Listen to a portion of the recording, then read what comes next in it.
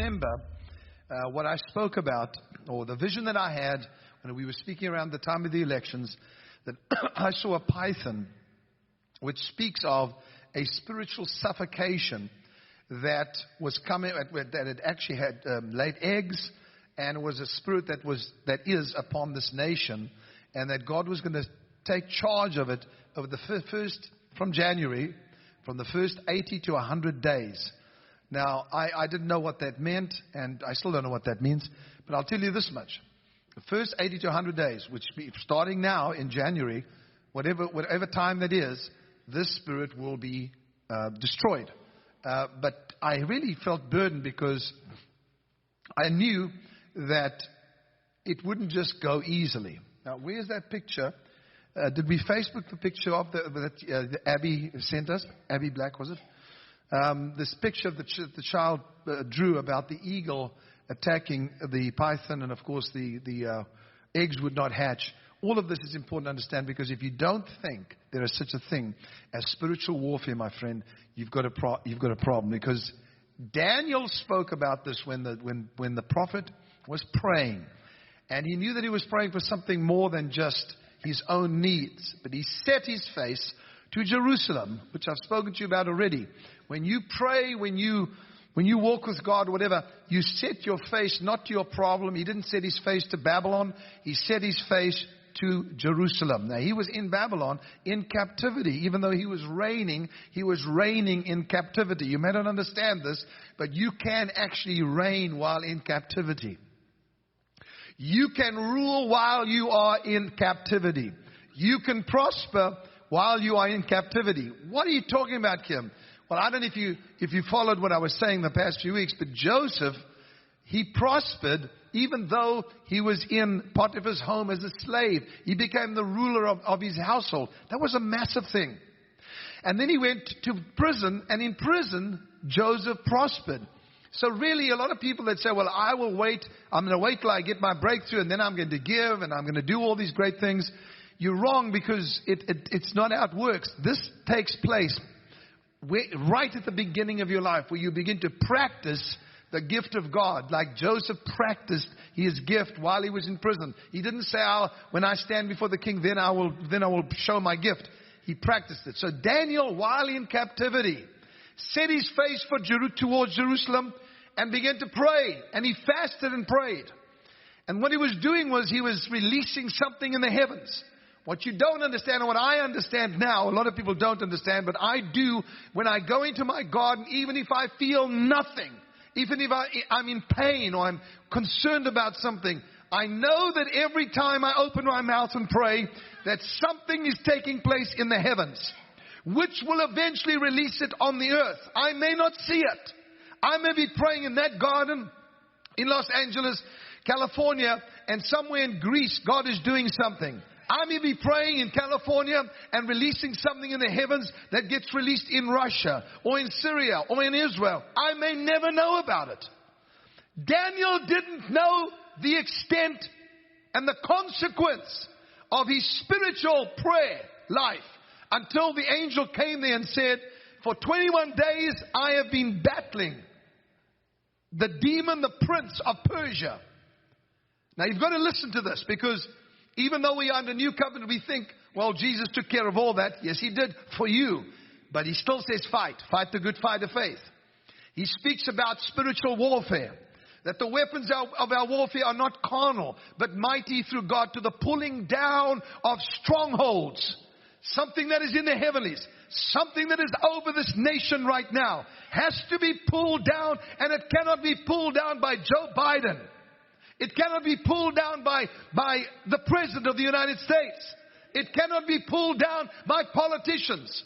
It can only be pulled down by the spiritual leaders that have set their heart towards the kingdom. Not towards failure, but towards the kingdom, and said, now we will pray, and whatever spiritual stronghold is over our nation, it will come to an end. I am one of those voices, just one. Whatever you bind on earth will be bound in heaven, Jesus said. Whatever you loose on earth will be. Give me that big key that's in my office. You have a key. I was going to tell you the names of God, but I'm not going to. I'm going to get straight into the spirit of Python and the spirit that has joined forces in order to try and bring this about, and it's happening and it's taking place right now. Daniel did not know that when he was praying and while he was fasting, that there was a fight going on in the heavenlies, and this is what the angel said to him. He said, Daniel, I have come from a battle for 21 days. That Daniel fasted and prayed for 21 days. And he said, I have come because of your words. In other words, your prayers released me from that warfare. Now I have to return. Because the spirit of Greece has come to join the spirit of Persia in order to bring about a victory. Daniel, keep praying. Daniel, keep getting revelation. Because out of that revelation will come a revolution. Out of your revelation will come a revolution. That's what we need in this nation.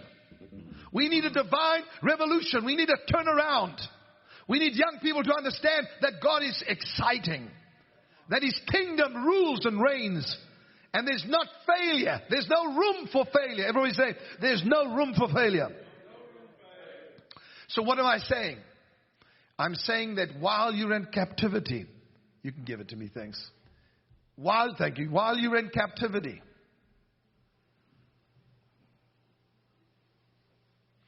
you have a key. Compliments of Ed Monroe. Gave me this key. We have a key. Switch your phones, please. You have a key. That's my wife. Yeah, I knew it. I tell everybody, switch your phones when you're busy. We have a key. The key is prayer. But not regular, ordinary, needy prayer. It's prophetic prayer. What I am doing today is equipping you to join forces to pray not only for America, but for the nations that are under attack right now. Wherever you are watching from, whether you're in the United Kingdom, whether you're in France or Paris or where? Belgium. Shout the names of where they're writing in from. Ohio. Wherever you're from, right now, you are being equipped with prophetic insight as to how to pray to bring victory to our nation. Okay, I just want victory in my house. Well, Daniel got victory in his house when he was praying. When the angel came, he affected Daniel as well. In other words, Daniel's prayers were bringing about revelation. That revelation was bringing about a revolution, a change. Now, the vision that I had was about a python that was going to, and I of course told you what that means. It's a spirit of divination. And that spirit of divination charms. Everybody say charms. Now, I mean, that's with my accent. It's charm. It charms. That's what it does. It is charming. It is enticing. Now, what I saw this morning when I was in prayer, besides anything else, that God was going to bring about a victory, a massive victory in this nation. But there were going to be some humbling moments in the White House and humbling moments for this president. This is not that I'm against him. I'm just telling you some humbling needs to start to take place. We need some humble people to come and to stand and to speak the truth. Humility is lacking. Okay, I'm not getting much response from that, and I don't blame you because you're not sure where I'm coming from. As I was praying this morning, the Spirit took me into a heavenly place, and I began to realize that there was a stronghold that was joining the Python spirit, and now at this very hour, that spiritual force. Now remember, the angel spoke to Daniel about a prince of Persia and a prince of Greece, and the different princes, the ruling powers, or the not ruling now, but the powers that are at war with the people of God and Israel specifically, are active at this very moment. And what are we doing? They have planned for the downfall of the U.S. economy. They have planned for the closing of non-profit companies and charitable organizations. They have planned for your downfall and for you to lose your money. This is not about a liberal or a conservative or whatever. It's not about that. Their plan is to destroy and to suffocate the very life out of you. That's their plan. They are active right now. What are we doing about it? What is our responsibility? What is it that we are supposed to do to bring an end to this? Well, we need to vote? Yes, okay, vote. Look what just happened. Vote. Do whatever you have to do. Make your voice known. But I'm telling you right now, the greatest power that you have and the key that you have is to find out what is happening in the spirit and begin to pray against that and declare that you are totally inoperable. You cannot operate in the presence of the people of the living God, and you cannot operate in the presence of the blood of Christ that speaks of better things than that of Abel. We are the princes of the blood royal. Do you understand that? If you do understand that, then I want every person watching me and all over the world to raise your hands up and say, I believe that my prayers make a difference. Therefore, what I perceive, I receive. So, Lord, I'm praying for perception to come in these next few minutes. That people would understand and see with the Spirit. And as they realize that their perception will bring about a prayer that will destroy this force that's trying to destroy America. And I can tell you many of the plans of the enemy at this time. I can tell you a lot of it. I don't need to. I've just told you a few things, and eventually it gets onto to your national news, to your news to go and find out that's what they're planning. What is God saying though? Now let me say this to you in a very small teaching. The spirit that we are dealing with, besides Pythos, which we know God said He'll deal with, we have to pray against, and we have to sow into His kingdom. But the second one is Jezebel. Why are you talking about Jezebel today? Because this morning I saw those two forces joining, because the python is losing power and losing momentum. Just like when Gabriel spoke about the prince of Persia being brought down, this prince of Greece joined him in that battlefield. Now I know some of you may be saying, I think you're crazy, and maybe I am, but I am biblically crazy. And so what I'm giving you right now is what happened in the Bible and what's happening right now. Every Bible name has a meaning. So much so that sometimes when God changed the nature of a person, He also changed his or her name. Now, Sunil will tell you and show you in code breakers, not today, that how it was. I heard the plans of demonic powers when I was in Detroit, Michigan, and prophesied when they said, we will change the name of America and we will change the name of Israel. Now, some of you are perhaps sitting there saying, this is absolutely stupid. It's happened in the past. It can happen again. Don't be so sure of yourself. I'm not even going to talk about the gun control issue right now, but this is going to get very, very nasty. I'm just warning you, and maybe some of you know that, but it's going to get really nasty. What do we got to do about it, Kim? We are covered by prophetic preservation. But remember something. When God changes a person's name, it was for the future. In other words, when He changed the name of Abram to Abraham, because God believed God's promise of a son. And so He changed his name to Abraham, putting God's in there. So He changed his wife's name from Sarai to Sarah. Okay, you got me. Years later, after the angel of the Lord had wrestled with him all night long, Jacob's name was changed to Israel. Now remember something, each one of you, according to Revelation chapter 3, you've been given a new name, which means you have a nature inside of you that is able to fit with that description and that name. That's another teaching altogether, and it's in the Bible. Go to Revelation 3 something, I don't know what it is, and it's there. And you'll find out He says He is given, in fact, I'm going to read it to you right now. Miranda, can you bring me my Bible, which is normally, yeah. And I'm going to read this to you because I want you to see something, because we're going to be dealing with the book of Revelation as well and the future. You have to go and get it. That's usually, yeah. I had it earlier on. Okay. So Jacob wrestled with God, and God said these words to him. Now, sometimes we're going to realize that what we're wrestling is for our future. What we're wrestling for is for what is already inside of us, our destiny. Remember, son, the enemy does not want you to get what God planned for you to have. You all know that. But what are we wrestling? Now we know it's a spiritual battle. We cannot do it by ourselves. But Jacob wrestled with God. Now that's a great wrestling match, because God usually loses. Let me show you why. And when I don't say lose, I'm kidding with you. So when Jacob wrestled with God, he was saying, as he crossed over the ford of Jabbok, when he crossed over that ford, the Bible says that he went by himself and a man wrestled with him all night long. Now that wrestling match was for a purpose.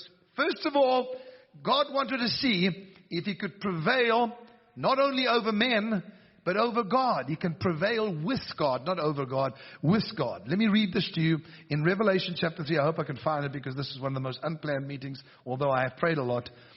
And please write into Facebook and encourage me because I need it now.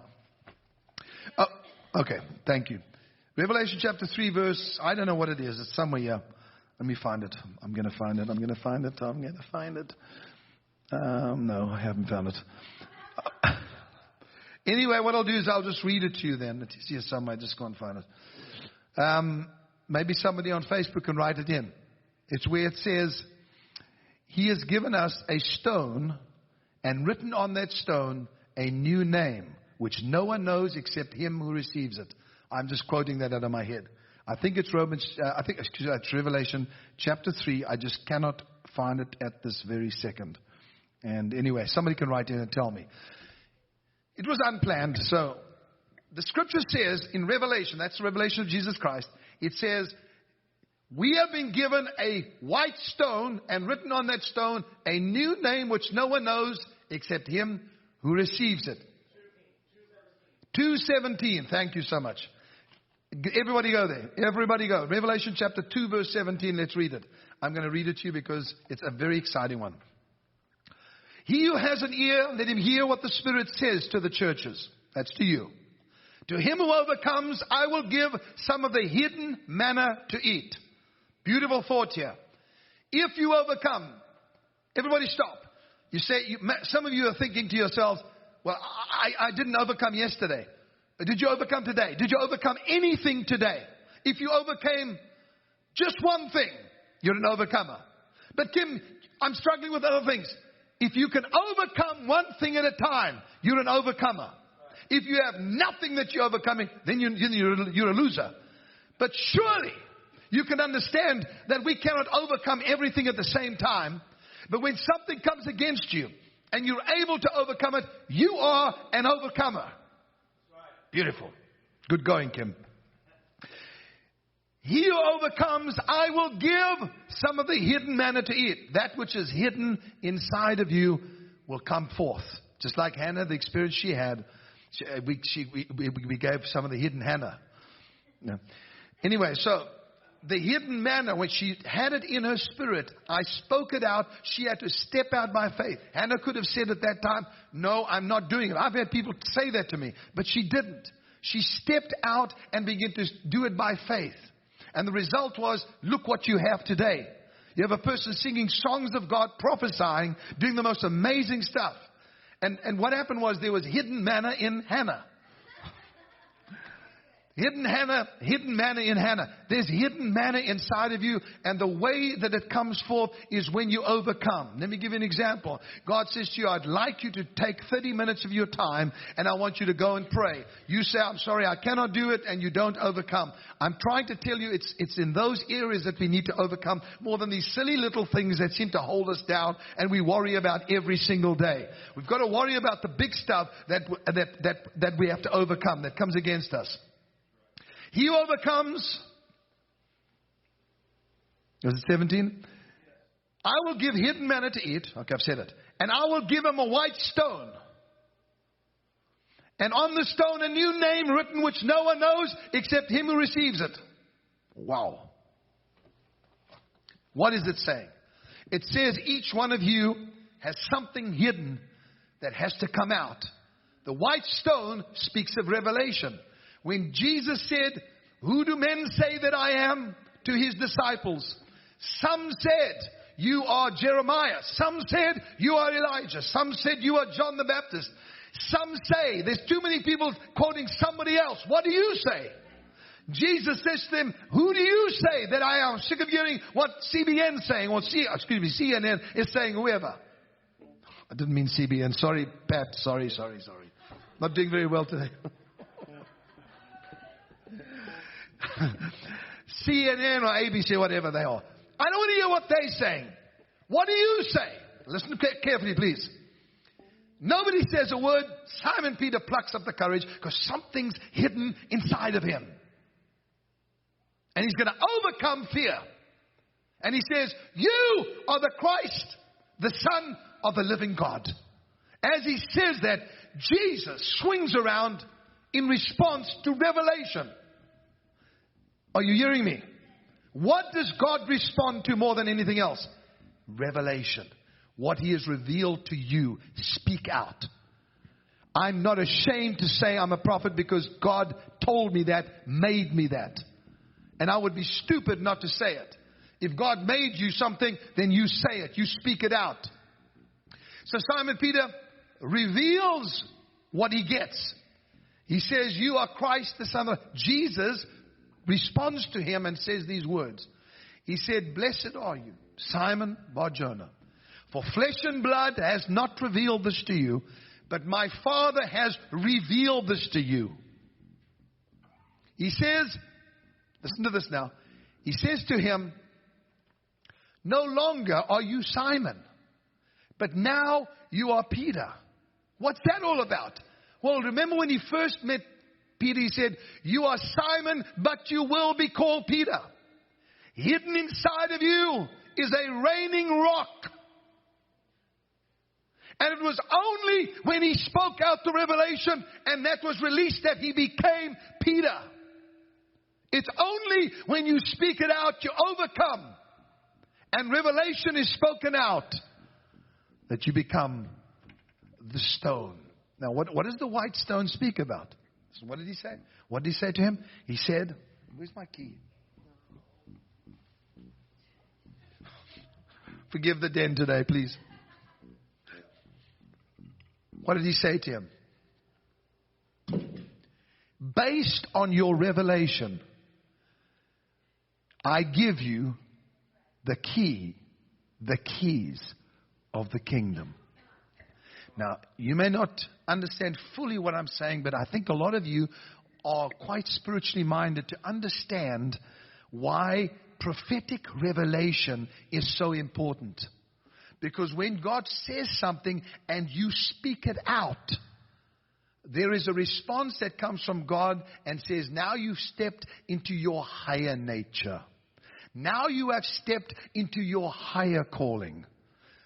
You have another revelation 2 years from now, you step into a higher. It always goes higher and higher to a higher degree of understanding, insight, to a greater realm of existence. Okay, so Simon Peter gets the keys. What does he tell him he can do? Bind on earth, bind in heaven. Loose on earth, loose in heaven. By the way, you understand what the word Peter means. It means a stone. The Revelation chapter 2 verse 17 simply says, when you get a revelation, it is like a white stone, and on that stone written a new name, which only you know about. And then you change into that which is hidden inside of you. That was well put. At least that little piece was well put. Okay. In the New Testament, Saul of Tarsus, whose name meant demanded. He changed his name to Paul. You know what Paul means? Little. Lesser. He was no longer demanding. He changed his name to humble or less or little. And this is what the greatest apostle became in his own eyes as he looked increasingly upon the greatness of Christ. It's amazing how often a biblical character lives up to the meaning of his or her name. It is. Sometimes, as in the case of Paul, they deliberately took a name that meant what he wanted to be. Now, let me speak to you in closing these last few minutes, because you and I have got to get to understand what is taking place in the Spirit. Let's talk about the name Baal. Baal is how you actually say it. The prophets of Baal. The word, now we're going to talk about it because we're going to get to Jezebel and find out what is creeping into our White House, our capital, our politicians. No, not because they're Democrats, not at all. But please take this warning, and today we are going to take some action in the presence of the Spirit. Now you stay with me. Am I getting any yahoos from Okay. Thank you. And I do this because sometimes I'm not I'm not sure if I'm connecting because sometimes it irritates me when the Lord does this to me. I wake up this morning, I have this perfect message, and then I go into my garden and no. It's just an hour and a half. It's beautiful. But and then I realize, He's telling me to do it today. And I'm saying, God, I'm not even prepared. I don't even know the scriptures. And then we got 20 minutes to go, and they're saying, well, you decided to start at 12 o'clock. Now, here I am. So I'm doing my best. Okay. Baal means master, possessor, controller, possessor of anything or everything. It doesn't just want one thing. It wants to possess everything. It wants to control you. Don't take lightly what this prophet is saying regarding the same thing that happened with Elijah. There was a divided opinion when Elijah got onto Mount Carmel to destroy the prophets of Baal and ultimately Jezebel. Do you understand that they were of two opinions? Israel. I don't think the church has ever been as bad as it is now in terms of a divided opinion about the future. And if we don't give them a glimpse into the future by saying it's not just bad, God is doing good things, God is doing great things, then they're going to lose it. And you and I are going to be suffocated. Okay. Each person has certain traits, vices, and then, of course, virtues that exist in your soul. Now, you and I have spoken about the soul. And each soul, listen to this, please listen to my statement. Each soul wants to coexist, which means to exist together. Okay? Like-minded souls search for each other. Now, we're not talking about virtues only, vices. Virtues, wonderful. I see a virtue in somebody. I like that. I am drawn to that person. Our souls attach. We're not talking about marriages and stuff like that. We're talking about in life. Even though marriage it's a very important issue. I'm saying souls like to exist together. Now that's in virtue, but also in vice, in evil. Souls look for one another to do things together. When they built the tower in Genesis 11, which top would reach into heaven, they were totally united. Their souls were coexisting. And they were doing it. The soul of the church needs coexistence as never before. With each other, I'm saying. To be united. I was telling my team the other day, I'm so proud of the Trinity. They do such a great job. You don't get Jesus complaining to the Father, I don't want to do that job. And the Holy Spirit saying to Jesus, I'm not going to. You don't have that. They are completely united. That's why they're called one. Now, it's the same thing is with the soul. You and I, all of you watching, we are existing together and we have one thought in mind. Of course, that's Christ to be sent to the world and shown the good news. But also, what is He saying now? And let us realize that the spirit of 𝗲𝗘 and the spirit of Jezebel have now sought each other so they could coexist and they could become multiple powers. What does that mean for us? It means control. Listen, control is not always bad, but it's getting worse. Now, this is dangerous when these souls try to coexist, when there is evil and bad in a human soul, because the mischief doubles. The mischief multiplies as they coexist. The name Jezebel means non-cohabitant, without obligation. So Jezebel, if you want an answer, is not just a wicked woman, because people have picked on these poor women for years. Jezebel can be in a male form. Jezebel means non-cohabitant, without obligation. Doesn't need to be any specific place. Jezebel is a fantasy space. She's an effect, a personality, a lifestyle. Now let's give you a bit of history on Jezebel, because we're going to pray against this together in the next few weeks. I've set myself aside to fast like I've never before and pray, because God called me to this nation and to Israel. United Kingdom, Australia, Africa, to different nations to speak to them. Now, who was Jezebel in history? The daughter of 𝗝𝗚𝗚, who was the priest king of Tyre and Sidon.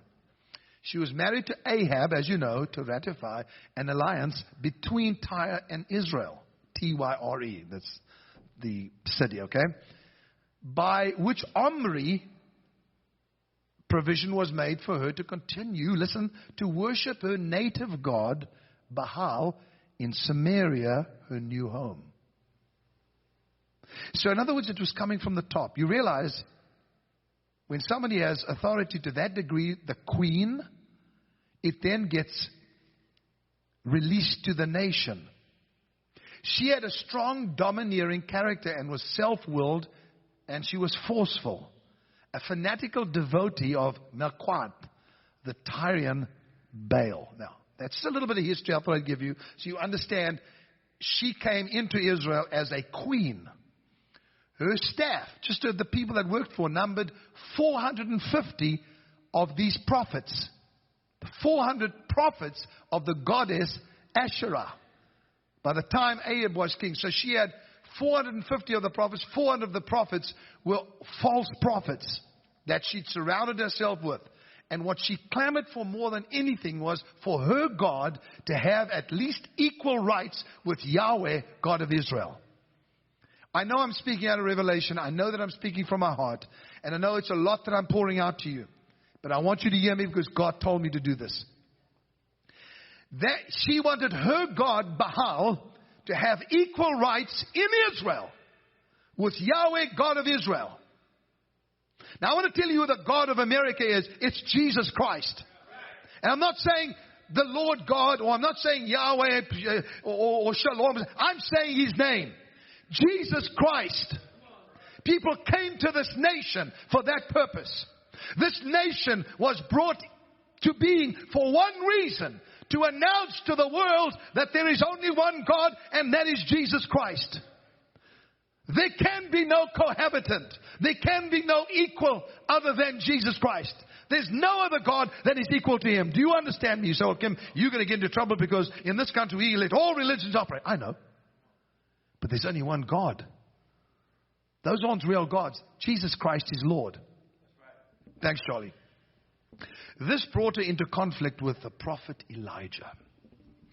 The reason that God is raising up prophets all over the world is because this spirit is so prevalent. This spirit is endeavoring to raise the names of religions and gods and make them equal with Christ. Then it'll get worse. Now we come to the real issue. Now Elijah...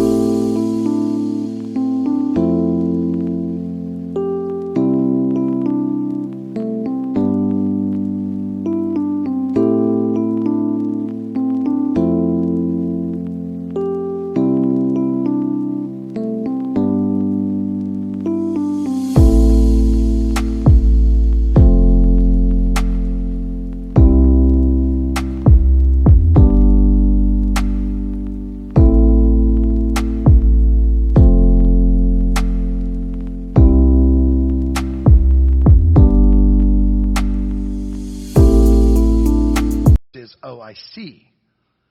The conflict begins with the prophet Elijah.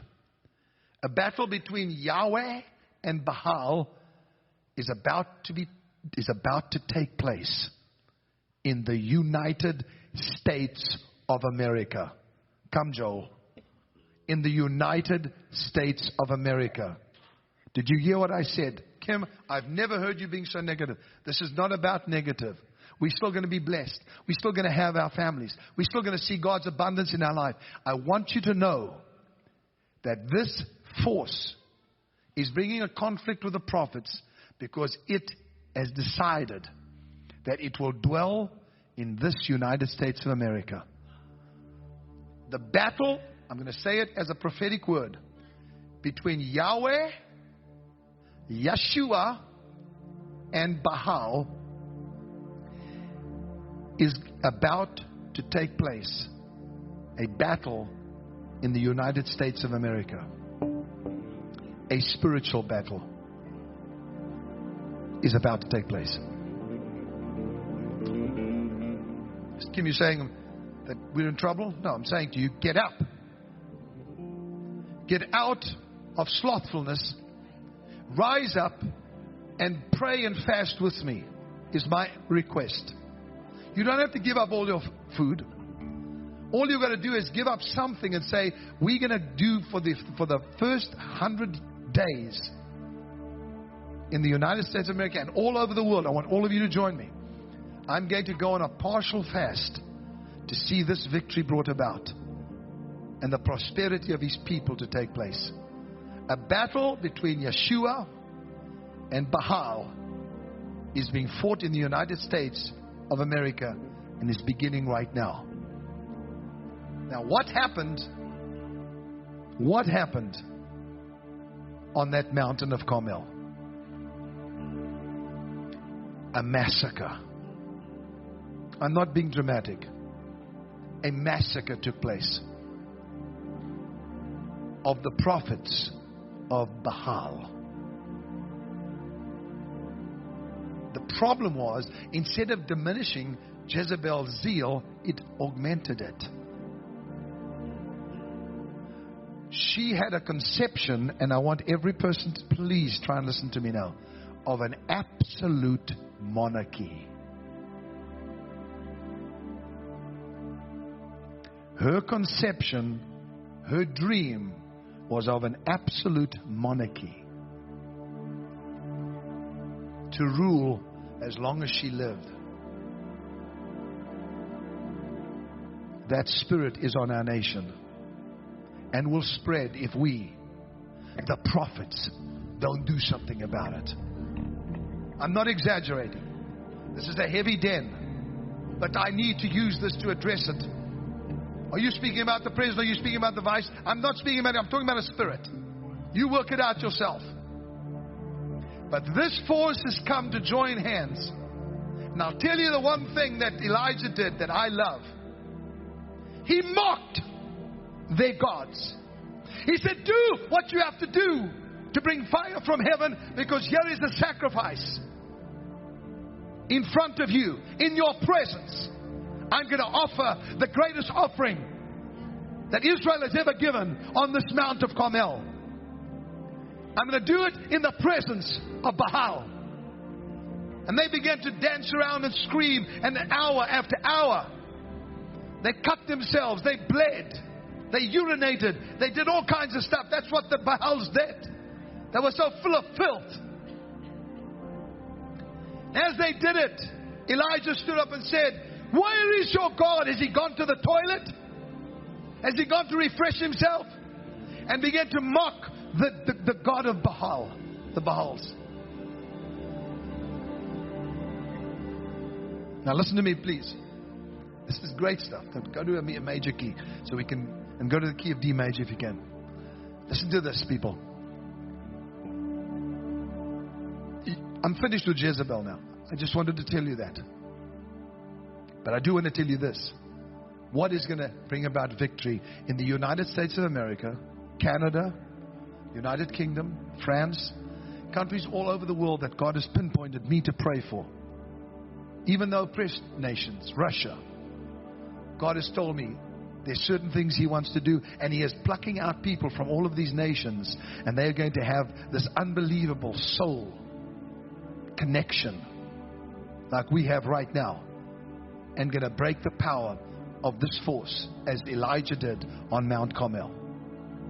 Thank God I'm finished with that, because I had to share it. It's off my heart now. Now let's do what they did. Every person watching me at this very moment, I want you to stop just for a second. I want you to think just for 1 minute about what took place, and then we're going to play, and we're going to get you into a place of hearing from God. Elijah stood and mocked them, and then he said, get out of my way, and built an altar. Now you've heard me talk about this before, but we are going to act today. What was the purpose of it? He said, bring me water, pour it on the wood, because I'm going to prove God so much to you that I'm going to take that which you don't have, pour it on the wood so it's impossible for it to burn. And then the fire and the water together. Okay. The fire and the water together are going to bring about rain and the destruction of the Baal prophets and bring Israel into one opinion. He stood before Israel and said, why do you have two opinions? Your soul is divided. Let us offer the offering to God, and in the presence of the Baal, let us offer this offering. And when the fire comes and consumes the offering, the first thing that's going to happen is the destruction of the prophets of Baal, and then the rain from heaven. Are you wanting that for your nation, for your people, for your family, for your business? Yes, you do. Then we're going to do it now. Father, we sense very strongly that this prophetic revelation has taken us to a place where we know we have no choice but to act. We're not going to do anything now. We're going to first do what Elijah did in the presence of these enemies, in the presence of Baal, in the presence of Jezebel. We are going to offer an offering to you, Lord, and we pray that as we put it on this altar, that you would consume our offering and then bring to destruction, begin today, of this spirit that has endeavored to join the spirit of Pythos, to suffocate us, to take habitation of us, to take control over us. And Lord, I pray, cast it out from even the top in the land, throughout this nation and throughout the earth, I pray. Now every person, listen to me. I want you to pray a prayer and say this, and then I want you to act. I want to give to you, Lord, knowing that this offering is done in the presence of prophetic revelation and in the presence of the spirit of Jezebel. And as I do it, I'm praying that you would bring this force down and that you would touch our nation, but especially our families.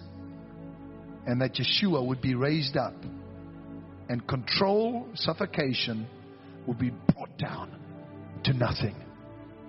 Say this with me. Speak to me now, and I will give. And as I give, consume my offering, destroy the influence of these religions, and send the rain.